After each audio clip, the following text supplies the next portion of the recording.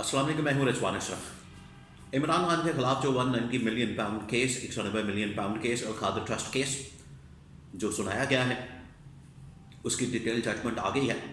आज संडे है, कल पीर वाले दिन इसको अब बाकायदा तौर पर चैलेंज किया जा रहा है।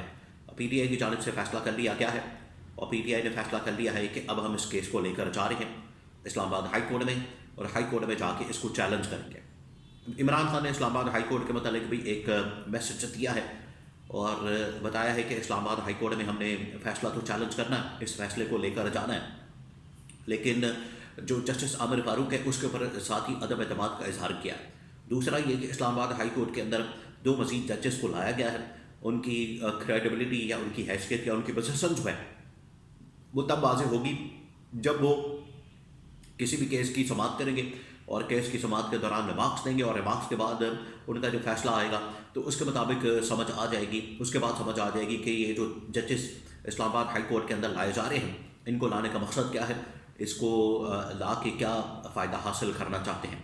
तो इस्लामाबाद हाई कोर्ट के अंदर कैसे केस प्रेजेंट किया जाएगा, इसको कैसे लाया जाएगा, क्या फ़ैसला किया गया है, वहाँ पर कौन सी डेवलपमेंट्स हुई हैं, इसके बारे में बहुत अहम तरीन मालूमात मेरे पास मौजूद है, वो आपके साथ मैं शेयर करता हूँ। देखिए, ये जो पिछला हफ्ता गुजरा है ये बड़ा तहलका खेज हफ्ता गुजरा है, और मैं आपको एक और बात बता दूं कि जो अगला हफ्ता आ रहा है ये पिछले हफ्ते से भी ज़्यादा तहलका खेज होने जा रहा है।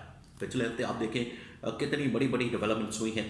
उसमें army chief general Asim Munir की बैरिस्टर गौहर खान के साथ मुलाकात हुई है और रिकॉर्ड के ऊपर आ गई है। इमरान खान के साथ बातचीत मुज़ाकरात के हवाले से तमाम चीज़ें अब रिकॉर्ड के ऊपर आ गई हैं। इसके अलावा इमरान खान के साथ गवर्नमेंट की कमेटी, पीटीआई की कमेटी की मुलाकात हुई है, उसके अंदर भी चार्टर ऑफ डिमांड्स दे दिया गया है। इमरान खान को 190 मिलियन पाउंड्स के अंदर फैसला सुना दिया गया, सज़ा सुना दी गई। तो बहुत डेवलपमेंट्स हुई हैं, बड़ा तहलका खेज हफ्ता रहा। अब जो अगला हफ्ता है ये इससे भी ज़्यादा तहलका खेज होने जा रहा है। इस्लामाबाद हाई कोर्ट के अंदर पीटीआई ने फैसला किया है इस फैसले को चैलेंज करने के लिए कि इस फैसले को सुप्रीम कोर्ट की बजाय इस्लामाबाद हाई कोर्ट में चैलेंज किया जाए। पहले मैं आपको बता दूं कि इमरान खान ने इस्लामाबाद हाई कोर्ट के मतलब क्या कहा।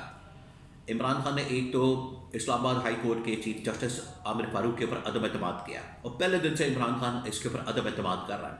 इमरान खान की जानिब से बार बार कहा जाता है कि मुझे इसके ऊपर एतमाद नहीं है, मुझे इसके ऊपर भरोसा नहीं है, हमें इसके ऊपर क्योंकि भरोसा नहीं, इस वजह से हमारे जितने मुकदमात लगते हैं इस्लामाबाद हाई कोर्ट के अंदर, उन मुकदमात से आमिर फारूक को अपने आप को अलग कर लेना चाहिए, उन मुकदमात के अंदर नहीं बैठना चाहिए। ये एक तो इमरान खान ने बड़े दो टोक अंदाज में कहा। दूसरी जो खबर है इस्लामाबाद हाई कोर्ट से वो ये है कि इस्लामाबाद हाई कोर्ट में 2-4 जजेस की तैनातियाँ होने जा रही है अगले हफ्ते, और उनकी स्क्रूटनी हो गई है। जुडिशल कमीशन इजलास के अंदर उनको फाइनलाइज कर लिया गया है।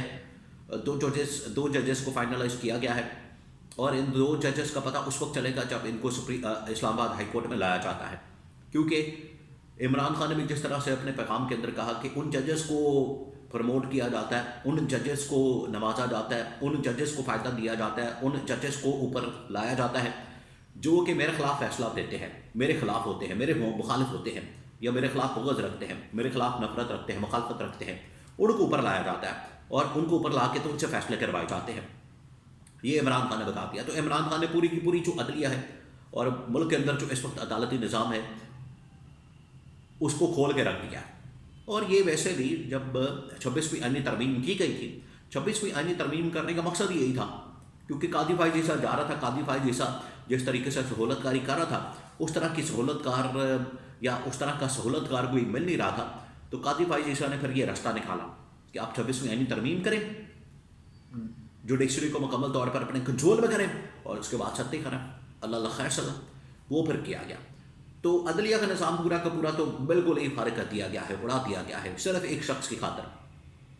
आप अंदाज़ा करें, एक शख्स की खातर जो है इन्होंने पूरा का पूरा अदलिया के निज़ाम उड़ा के रख दिया है कि फ़ैसला आना होता है, कल फैसला आना है, तो आज पूरा पाकिस्तान का बच्चा बच्चा जानता है कि क्या फ़ैसला आना है।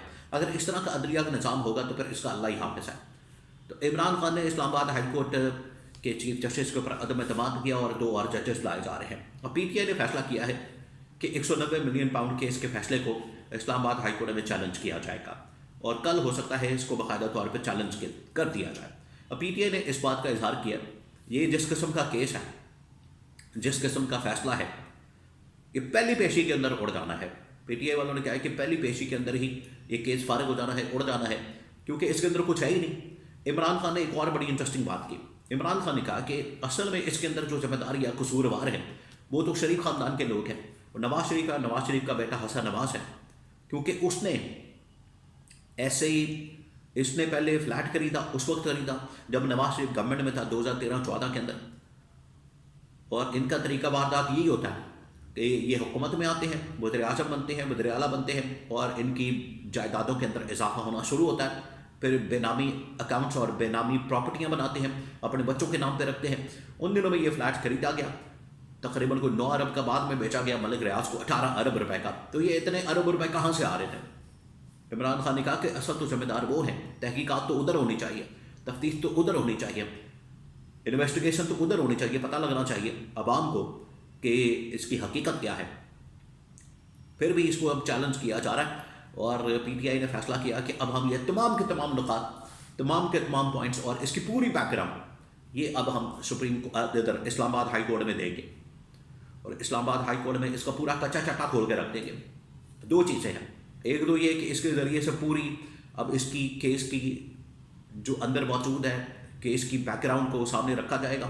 اس کے اندر یہ شریف خاندان بھی اڑ جانا ہے اور زرداری خاندان بھی اڑ جانا ہے. دوسرا یہ کہ پہلی پیشی کے اندر یہ کیس فارغ ہو جانا ہے بالکل اسی طرح سے جس طرح سے پہلے توشہ خانہ کیس فارغ ہوا, سائفر کیس فارغ ہوا, پھر اس کے بعد نکاح والا کیس فارغ ہوا, 9 مئی کے مقدمات فارغ ہوئے, بالکل اسی طریقے سے یہ مقدمات بھی فارغ ہو جانا ہے اسلام آباد ہائی کورٹ کے اندر پہلی پیشی میں ہی. اگر اس میں عامر فاروق نہیں ہوتا, جسٹس عامر فاروق, چیف جسٹس اسلام آباد ہائی کورٹ, باقی ججز اگر بیٹھیں گے بالکل انصاف کے اوپر, میرٹ کے اوپر فیصلہ ہوگا, اور پہلی پیشی کے اندر یہ کیس فارغ ہو جانا ہے تمام مقدمات کی طرح. جس طرح سے وہ مقدمات نہیں ٹھہرے, اسی طرح سے یہ مقدمہ یا کیس یا یہ فیصلہ نہیں ٹھہرنا. ٹوٹل اوقات اس کی یہ ہے کہ جس دن یہ کیس محفوظ ہوا تھا, فیصلہ محفوظ ہوا تھا, اسی دن ہی لوگوں نے بتا دیا تھا کہ 14 سال عمران خان کو, 7 سال بشرا بی بی کو سزا ہونی ہے, اور یہ اس کا ورڈکٹ ہے. تو پیچھے کیا رہ جاتا ہے؟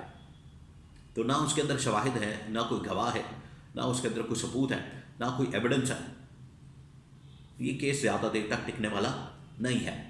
یہ پہلی پیشی میں ہی فارغ ہونے والا کیس ہے, بالکل اسی طریقے سے جس طرح سے باقی فارغ ہوئے. بس عامر فاروق کے سامنے نہیں لگنا چاہیے. باقی جتنے ججز ہیں میرٹ کے اوپر اگر فیصلہ دیں گے, انصاف کریں گے, 2 منٹ لگیں گے, یہ کیس پہلی پیشی پہ جاتے ساتھ ہی اڑ جانا ہے, اور اس سے کچھ نہیں نکلنے والا. عمران خان کو بتا بھی دیا ہے کہ آپ نے گھبرانا نہیں ہے.